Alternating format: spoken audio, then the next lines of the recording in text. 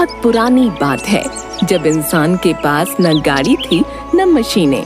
लोग अपनी बस समझदारी, ताकत और सेहत पर भरोसा करते थे। एक गांव में दो व्यक्ति थे, बिशन सिंह और सूरज देव। दोनों गांव के नामी व्यक्ति थे। गांव में होने वाली प्रत्येक प्रतियोगिता, चाहे वह मनोरंजन के लिए हो या बुद्धिमानी और शक्ति प्रदर्शन के लिए, हमेशा बिशन ही जीतता। चाहे सूरज जितनी भी मेहनत कर ले, पर वह हर बार दूसरे नंबर पर ही रह जाता। इसका मलाल उसे हमेशा रहता था। अब दोनों की उम्र हो गई थी, बच्चे बड़े हो गए थे। बिशन का बेटा इंदर बचपन से ही कमजोर और नाजुक था, जबकि सूरज का बेटा भीमा उससे अधिक हट्टा कट्टा था। जाने कैसा बेटा मिला है, मेरा तो नाम ही डुबो दिया इसने। बाबा, मैंने तो कुछ नहीं किया। आप क्यों इसे सुनाते रहते हैं? अगर ये आपकी तरह मजबूत नहीं है तो इसमें इसका क्या कसूर है? इसका ये कसूर है कि ये मेरा बेटा है। अगर किसी और के घर पैदा होता तो लोग मेरा मजाक नहीं उड़ाते। न जाने मुझे कौन से कर्मों की सजा मिली है।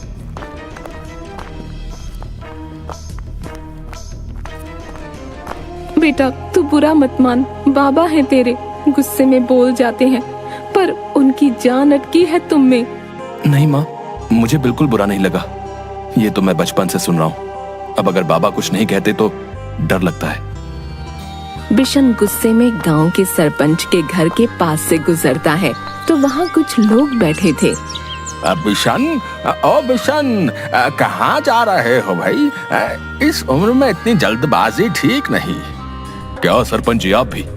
बस थोड़ा काम था। वही कह रहा हूँ, अब तो आराम करो भाई। हैं, अब जिंदगी नहीं जियोगे तो कब जियोगे भाई? बिशन वहाँ आकर बैठ जाता है तो सरपंच का नौकर सभी के लिए चाय लाता है। अरे बिशन, इस बार तीज पर होने वाली शक्ति प्रतियोगिता के मुख्य अतिथि तुम हो। तुम ही हारने और जीतने वाले का फैसला दोगे। मैं? हाँ, तुम। ये गांव वाले तुम्हारा बहुत आदर करते हैं और इस काम के लिए 10 गांवों में तुमसे काबिल आदमी कोई नहीं है। सुनकर बिशन खुश हो जाता है और गर्दन हिलाकर सहमति दे देता है। तभी वहाँ सूरज अपने बेटे भीमा के साथ आता है। रे भीमा, चल सब लोगों के पैर छूकर आशीर्वाद ले ले। सब भीमा को आशीर्वाद देते हैं। सरपंच जी, सुना है तीज वाली प्रतियोगिता का फैसला ये बिशन करेगा। हाँ, तुम्हें कोई आपत्ति है? ना ना, कोई आपत्ति नहीं।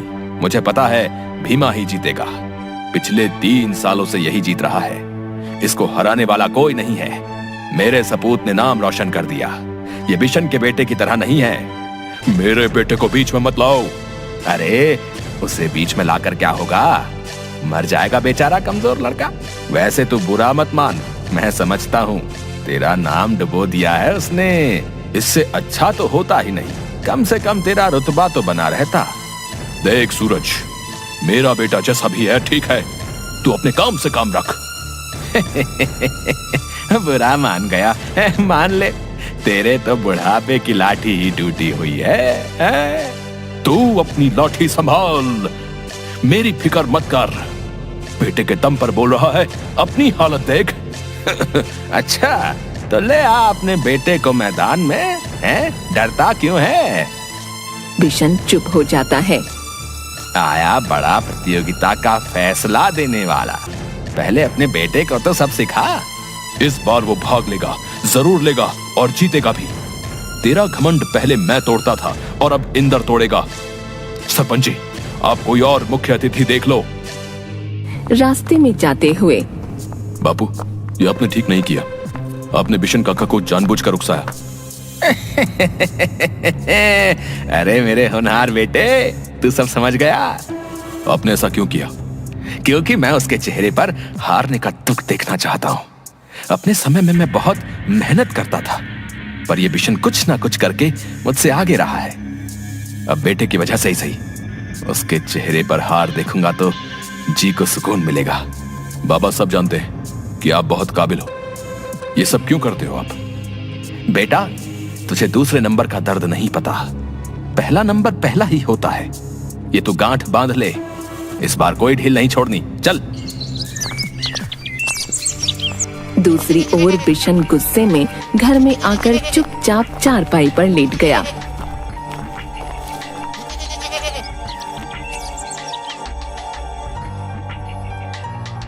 उसकी पत्नी बहुत पूछती है पर वह नहीं बताता।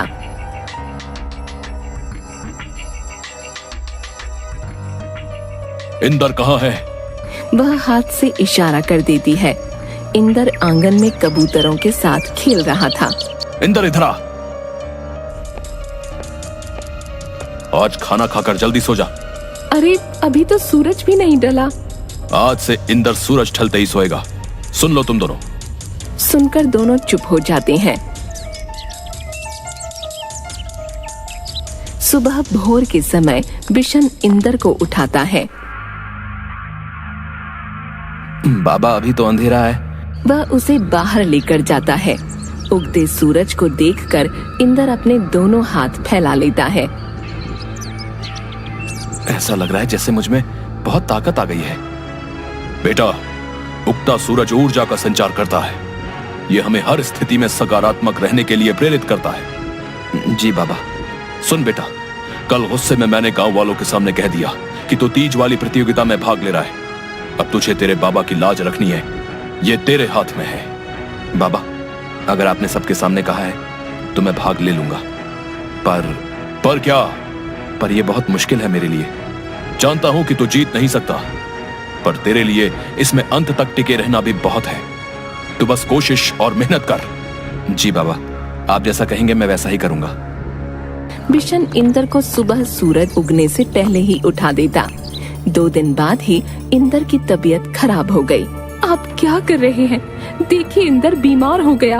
आप अच्छी तरह से जानते हो कि वो कठोर शारीरिक काम नहीं कर सकता। अब देखिए, उसकी पूरी देह दुख रही है। बेचारा खाना भी नहीं खा पा रहा। चिंता मत करो, ठीक हो जाएगा।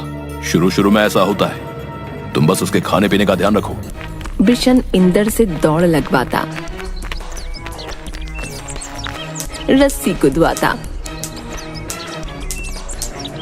वजन उठवाता, पहाड़ी की चढ़ाई करवाता, भागते हुए बैलों को नियंत्रित करवाने जैसे कई व्यायाम करवाता ताकि वह मजबूत बने, अंत तक प्रतियोगिता में बना रह सके। पूरे गांव में ये बात फैल गई कि इंदर भाग ले रहा है। सब जानते थे कि इंदर जैसा कमजोर आदमी इसमें नहीं टिक सकता। भीमा के सामने तो बिल्कुल नहीं। भाई, समझ में नहीं आया, ये बिशन क्यों अपनी साख धूल में मिला रहा भाई है इंदर को सामने लाकर? प्रतियोगिता से 1 दिन पहले। बेटा, तू जीते या हारे कोई बात नहीं। तू इसमें भाग ले रहा है, मेरे लिए यही बहुत है। बाबा, सब जानते हुए भी आपने इस खोटे सिक्के के लिए दिन रात एक कर दिया। मेरे लिए यह प्रतियोगिता किसी और के साथ नहीं बल्कि खुद के साथ है।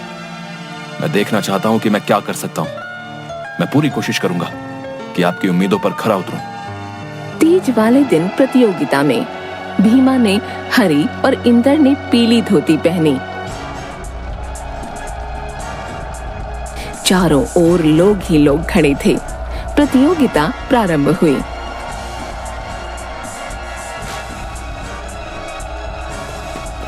दोनों दौड़ लगाते हैं।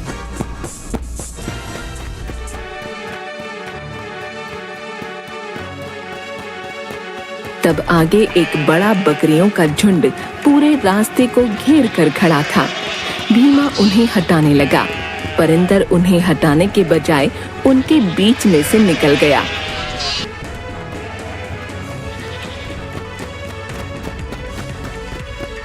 उसके बाद वे दोनों दौड़ते हुए जंगल में एक नदी किनारे पहुंचे।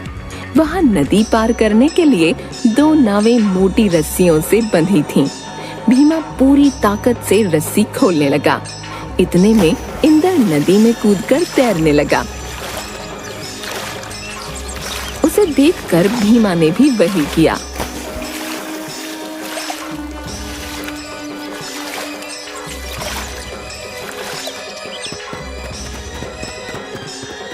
उसे पार करके आगे एक छोटी पहाड़ी थी।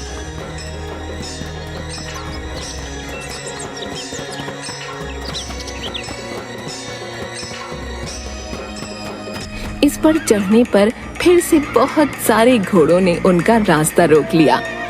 इस बार भीमा घोड़ों को हटाने के बजाय उनके बीच से निकलने लगा।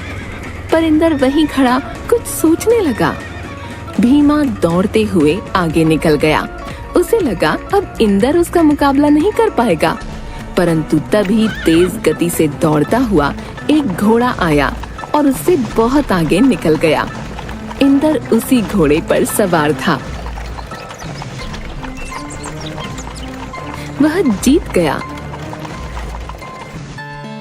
सोचा नहीं था कि इंदर इतना समझदार है। मान गए हैं? बिशन ने पीतल को भी सोना बना दिया भाई है। इंदर बिशन के पैर छूता है तो वह उसे उठाकर गले लगा लेता है और उसकी आंखों में आंसू आ जाते हैं। बाबा, आप क्यों रो रहे हैं? बेटा, ये तो खुशी के आंसू हैं। आज तू मेरी उम्मीदों से कहीं आगे निकल गया। तूने मेरी नाक गर्व से ऊंची कर दी बेटा।